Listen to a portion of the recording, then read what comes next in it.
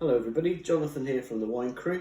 We thought we'd show you a little behind the scenes video, and we've just had some new wines arrive that will soon be on our website. So I'm just going to open up the box and talk about what's there.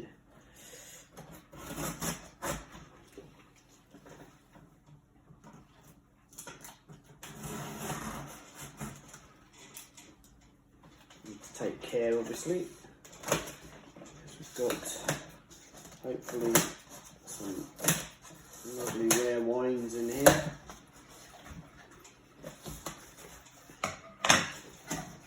See, this is from a supplier who is still using the old polystyrene inners. We've moved away from those and just use cardboard ones. So let's see, what have we here? Move the scissors out of the way. Okay, so we have two bottles with rather faded labels, as you can see, both Chateau Margaux 1977.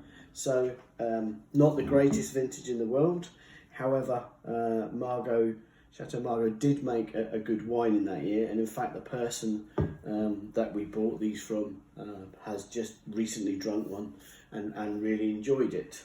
That's the first two.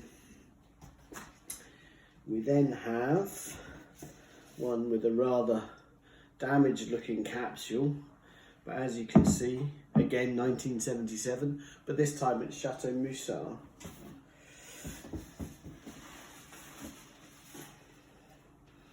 And a second. So two Chateau Margaux and two Musart from the Lebanon. Fantastic wines, really capable of long aging. And unlike the Bordeaux's, the 77 was a very good vintage for Musart. So I've got really high hopes that they're drinking very well. And last but by no means least from this package, we have so a lovely example of the old Wine Society label, and a 1969 Hermitage. Again, not the greatest vintage, however, really that's a piece of wine history. As you can see, the level's quite low. Looking through here, the colour of the wine looks quite good though. So yeah,